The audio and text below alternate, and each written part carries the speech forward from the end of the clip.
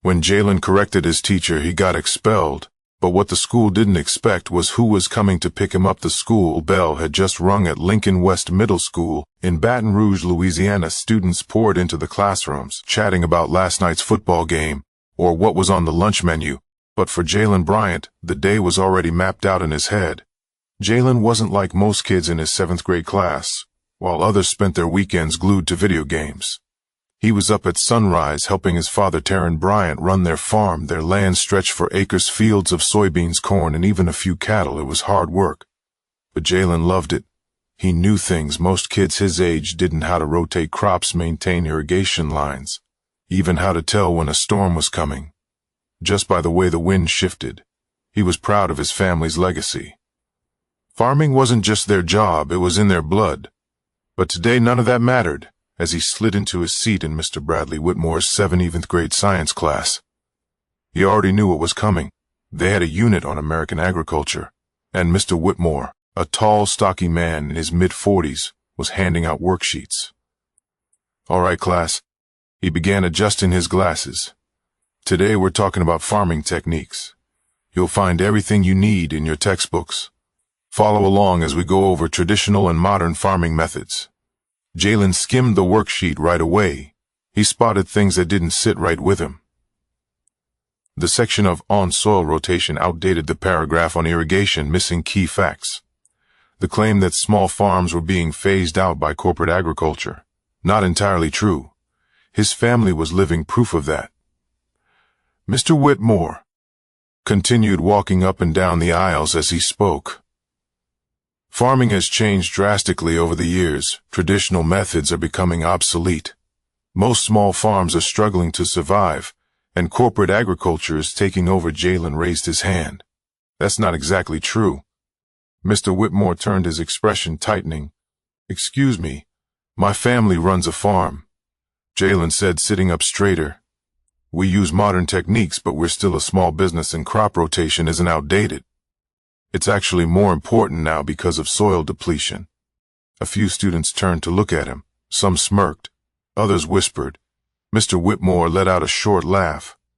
"Jalen, I appreciate your input, but I think I'll trust the experts who wrote the textbook.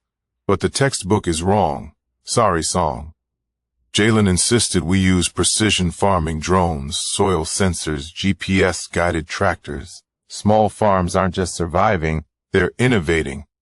The room got quiet. Mr. Whitmore set his textbook down and folded his arms. "Jalen, this class follows the curriculum.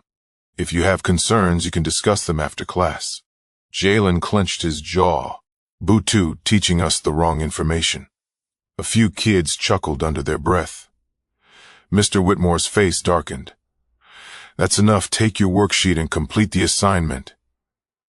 Jalen didn't back down, so we're supposed to just copy wrong answers. The tension in the room thickened.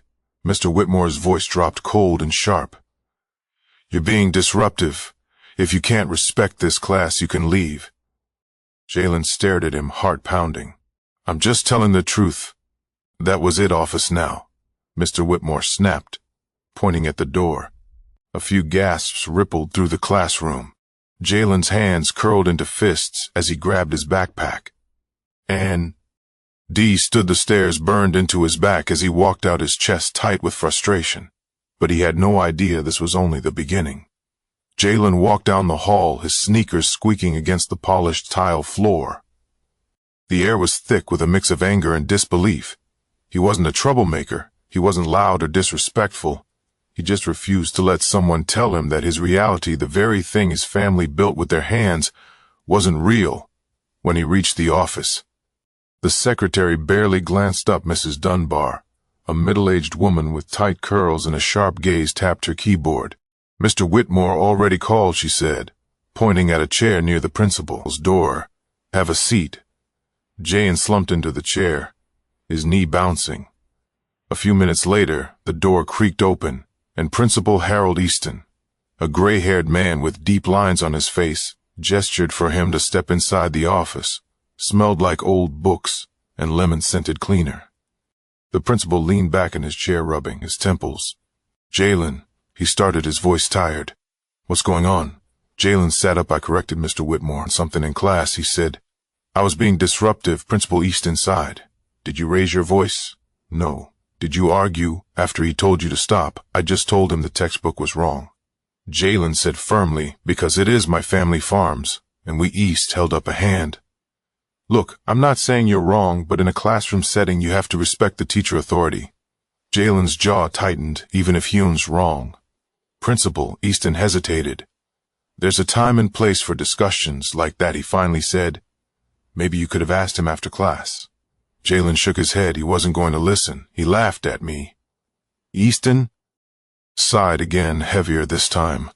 "Jalen, I have no reason to believe Mr. Whitmore was trying to disrespect you, but he felt you were disrupting the class. That's the issue here."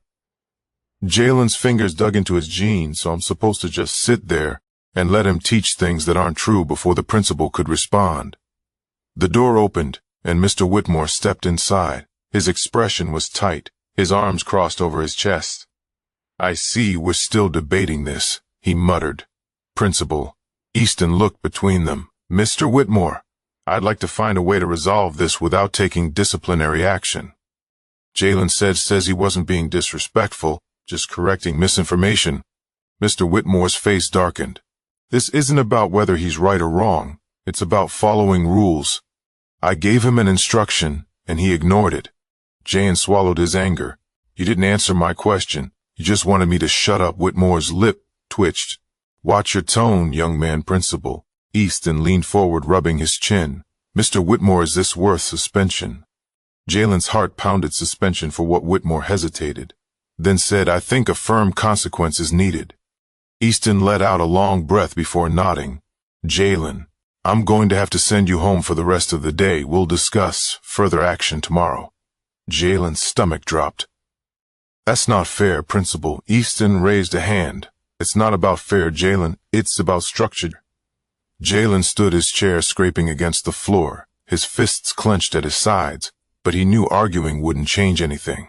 Mrs. Dunbar called his mother, and within 20 minutes, Tasha Bryant arrived, her face unreadable. As she walked into the office, Jalen knew that look. It wasn't anger. It was something worse, disappointment. Easton explained the situation, and by the time they walked out, his mother's silence weighed heavier than words. The car ride home was tense. "You want to explain to me why I had to leave work for this?" she asked. Finally, Jalen stared out the window. "I told the truth." Tasha let out a slow breath. "You could have told the truth after class." Jane shook his head. He wasn't going to listen. His mother didn't argue, but when they pulled into the driveway of their farmhouse, Jalen's father was already standing outside. Arms crossed, Taryn was a big man, broad shoulders, rough hands from years of work. He didn't raise his voice often, but when he did, people listened. "What happened?" he asked, his voice steady. Tasha explained as Jalen stood there kicking at the dirt. When she finished, Terrence exhaled through his nose. "They suspended him for that." Tasha nodded, and Easton said they'd discuss further action tomorrow. Terrence's jaw tightened. "So we punishing kids for knowing more than their teachers?" Now Jalen's chest loosened a little. At least his dad was on his side. "I'll handle it," Terrence muttered. But before he could walk inside, a deep voice rumbled from the porch. "No."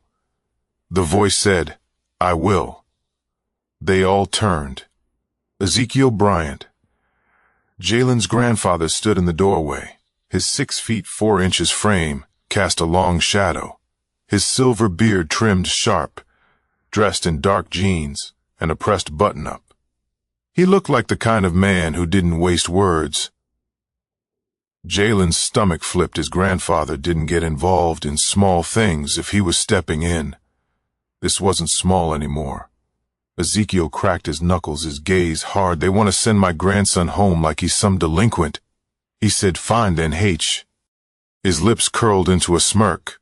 "But tomorrow we're sending a message, and by the next morning, nobody at Lincoln West Middle School would forget the name Ezekiel Bryant."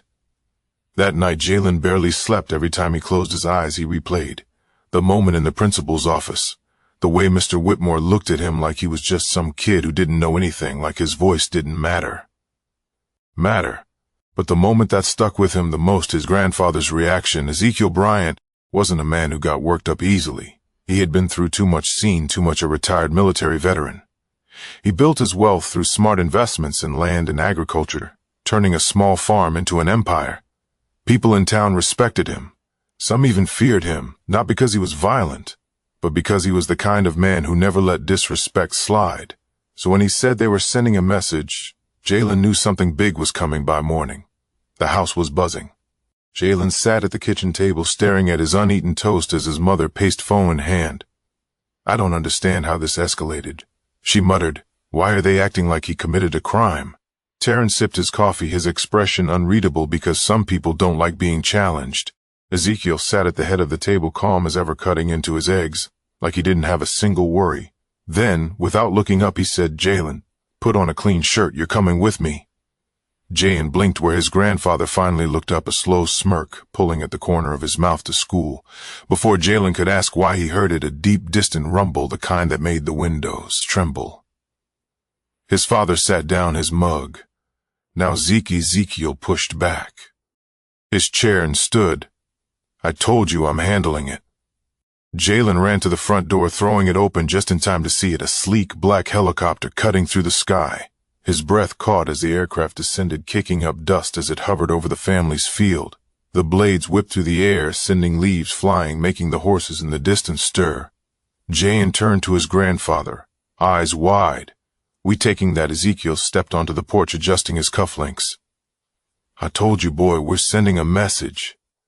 His mother shook her head, pinching the bridge of her nose. "Daddy, is this really necessary?" Ezekiel turned to her, his voice steady. "You want your son to learn to keep his mouth shut when he knows he's right." She hesitated. Ezekiel nodded. "Didn't think so with that." He walked toward the helicopter like it was just another morning, the pilot already waiting with the door open. Jalen didn't hesitate. He followed his grandfather, climbing inside. The moment he buckled in, the engine roared, and the ground disappeared beneath them. His stomach flipped, but he barely noticed because today they weren't just showing up to school. They were making an entrance, and everyone was about to pay attention. At Lincoln West Middle School, Principal Easton was already having a bad morning. He'd barely sat down with his coffee when his secretary rushed in her face, pale. Sir," she stammered. "What is it, Mrs. Dunbar?" She hesitated before blurting out, "There's a helicopter landing on the football field." He blinked. "Excuse me." But before she could repeat herself, a deep, rhythmic vibration filled the air. Books on his shelf trembled. The windows rattled. Easton shot up from his chair and rushed to the window. What he saw made his breath hitch. Right in the middle of the football field, a black helicopter was touching down, kicking up dirt and grass, and stepping out, moving like he owned the place, was Ezekiel Bryant. The helicopter's blades slowed, but the impact was already made. Students flooded the hallways, pressing against the windows, mouths hanging open. Some pulled out their phones, recording, as the 6 feet 4 inches figure of Ezekiel Bryant stepped onto the field, his polished boots crunching against the grass behind him. Jalen followed, gripping his backpack, trying to process what was happening from inside the building. Teachers peeked through their blinds, whispering. Some students gasped. Others laughed in disbelief. One kid muttered, "Yo, is that your grandpa?" Jalen barely nodded. Security guards rushed toward the field, but Ezekiel didn't even slow his stride. "Principal." Easton stormed outside, his face red, his tie slightly loosened, looking like a man already regretting his morning. "Mr. Bryant, what is the meaning of this?" he demanded over the dying roar of the helicopter. Ezekiel adjusted his sleeves, speaking with the same unshaken calm he always had. "The meaning," he echoed. "The meaning is, my grandson was kicked out of this school for knowing more than the man teaching him, and that doesn't sit right with me." Principal Easton ran a hand down his face, clearly thrown off. "Look, I understand you're upset. Ezekiel chuckled. "Son, I don't get upset, I get answers." Jalen watched stunned as his grandfather walked straight past Easton toward the main entrance of the school like he belonged there. The security guards looked at the principal for instruction, but Easton hesitated. There was something about Ezekiel that made people second guess. Themselves, power, authority. A man who didn't have to raise his voice to be heard. Mr. Bryant Easton called after him, jogging to catch up. You can't just walk in here unannounced. Ezekiel stopped just before the doors and turned his gaze, sharp, unannounced. He said your school had no problem throwing my grandson out without a fair discussion. So consider this my way of announcing that I'd like one. Jalen bit the inside of his cheek. His grandfather didn't yell. He didn't need to. Every word landed heavier because of it. He exhaled through his nose. Fine, we can talk. But this spectacle, he gestured toward the helicopter. It's unnecessary, Ezekiel smiled. See, that's where we disagree by now. The entire school was watching from the second-floor windows to the cafeteria doors. Students and staff peeked out, whispering, texting, recording. And just like that, the principal had no choice but to let them inside, because Ezekiel Bryant wasn't asking any more inside. The main office felt tighter than usual. Jalen sat next to his grandfather, in front of Principal Easton's desk across from them. Mr. Whitmore stood near the filing cabinets, arms crossed. Ezekiel leaned back in his chair, tapping the armrest with a single finger. I want to hear it from him, he said, nodding toward Whitmore. Tell me why you kicked my grandson out of class. Whitmore shifted, straightening his posture. Mr. Bryant, this isn't personal. Jalen was disrupting the class. I asked him to follow instructions and he refused. Ezekiel tilted his head. So let me get this straight. A child corrects false information in your lesson, and instead of encouraging discussion, you punish him. Whitmore's jaw tightened. It wasn't the time or place. Ezekiel leaned forward. Sly. Lately then when is because I was under the impression that school was where kids learn. The room fell silent. Jane swallowed. He had never seen a teacher struggle for words before. Whitmore finally cleared his throat. Regardless, Jalen's behavior was inappropriate. Ezekiel stared at him for a long moment, then let out a low chuckle. Inappropriate. He tapped the desk. Buoy. I was in the military. I know what inappropriate looks like. A kid correcting a teacher. That ain't it, Principal. Easton cleared his throat, uncomfortable. Mr. Bryant, we can discuss this rationally. Oh, I am rational. Ezekiel interrupted. That's why I came here first instead of taking this to the school board, the local news. Or he glanced at Jalen's social media. Easton flinched because he knew the moment this went public, it wouldn't just be about Jane anymore. And Ezekiel Bryant wasn't bluffing. This wasn't just a visit. This was a warning. The room felt like it had shrunk. Ezekiel sat back in his chair, one leg crossed over the other, completely at ease. Jalen, on the other hand, sat stiffly. His hands rolled into fists in his lap across from them. Mr. Whitmore looked like he had swallowed something bitter. Principal Easton adjusted his tie, shifting uncomfortably in his chair. Jalen could see it in their eyes. They had expected an angry parent, maybe even a yelling match. But what they got was worse. A man who knew exactly what he was doing. Ezekiel clasped his hands together. Let's be real, gentlemen. This ain't about classroom disruptions. This is about control. You didn't like that. My grandson challenged you. So instead of handling it like an educator, you handled it like a man protecting his pride. Whitmore's nostrils flared. That's not Ezekiel. Hell. Up a hand. Careful now. The weight in his voice shut Whitmore up instantly. Then Ezekiel turned to Easton. And you let it slide because it was easier. You didn't stop to ask yourself whether it was right. Principal Easton straightened. Mr. Bryant, I understand your concerns. No, you don't. Ezekiel interrupted, his voice still calm, but sharper. Now, if you understood, you'd be apologizing right now. Instead, you're trying to save face. Easton opened his mouth, then shut it. Jalen watched, stunned. His grandfather wasn't just talking. He was dismantling them piece by piece. Whitmore cleared his throat. With all due respect, I have a curriculum to follow. If every student stopped the lesson to challenge the material. Ezekiel raised a brow. Did every student challenge the material? Whitmore hesitated. No, but did more than one? Whitmore clenched his jaw. No, so just my grandson. Then Whitmore swallowed. Yes. Ezekiel spread his hands. Then sounds like this isn't a classroom problem, it's a you problem. Jalen had never seen an adult speechless before. Whitmore's face burned. I didn't mean any harm. Ezekiel leaned forward, locking eyes with him. Maybe not, but harm was done regardless. Silence, Principal. Easton tapped his pen against his desk. Mr. Bryant, I want to resolve this. What exactly are you asking for? Ezekiel exhaled through his nose first. Jayan goes back to class today with no mark on his record. Easton nodded slowly. We can arrange that. Ezekiel raised a second finger. Second, he gets a formal apology from you and Mr. Whitmore. Jalen's breath hitched. An apology from a teacher. Whitmore's face twisted. That's unnecessary. Ezekiel shrugged. Then I'll have to get in touch with the school board. I have friends there. You know me. I'd even make a few calls to some local reporters. You ever seen what happens when a school tries to silence a black student who is just telling the truth? Easton stiffened. Whitmore's throat bobbed as he swallowed. Jalen swore could hear the gears turning in their heads. Ezekiel was giving them a choice, but not really either. They did the right thing now quietly, or they did it later under public pressure. Whitmore looked at Easton, then at Ezekiel. Then reluctantly he sighed. Fine. Ezekiel turned to Easton expectantly. The principal adjusted his glasses and cleared his throat. Jayan, we shouldn't have rushed to judgment. I apologize. Jalen sat frozen.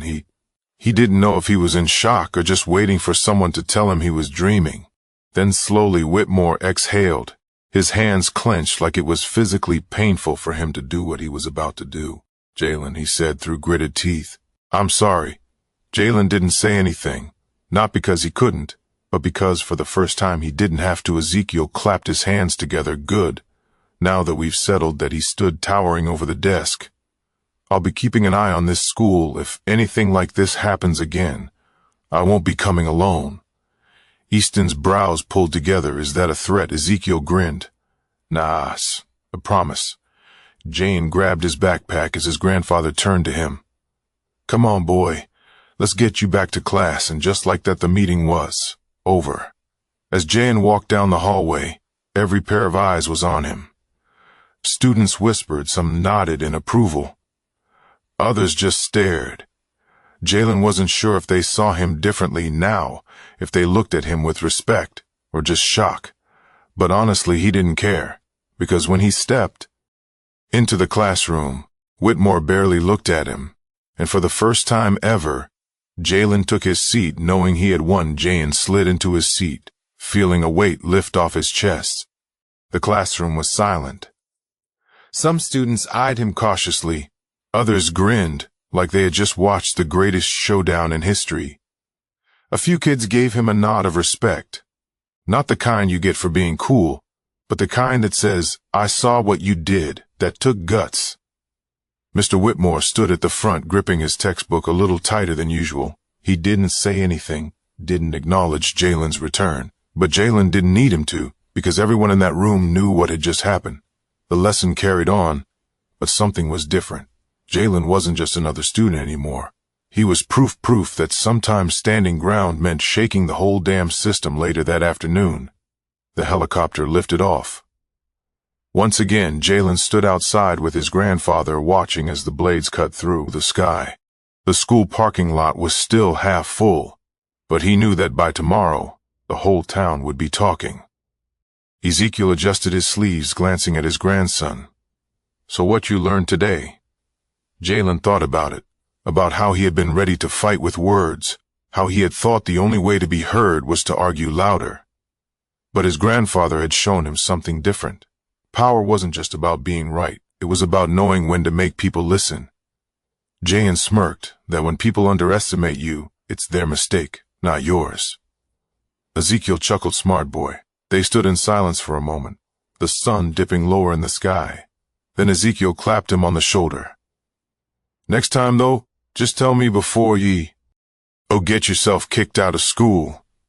Jalen laughed. No promises. And as the helicopter disappeared into the clouds, Jalen realized something. This wasn't just about him. It was about every kid who had ever been told to sit down and stay quiet. Every kid who knew something the world didn't want to hear. And today, for all of them, he made sure they did never let anyone silence the truth. especially when you know it better than they do. Knowledge isn't just power, it's a weapon, and the smartest people, they know exactly when to use it. Have you ever been in a situation where you knew you were right, but weren't taken seriously? Drop your story in the comments. Let's talk about it.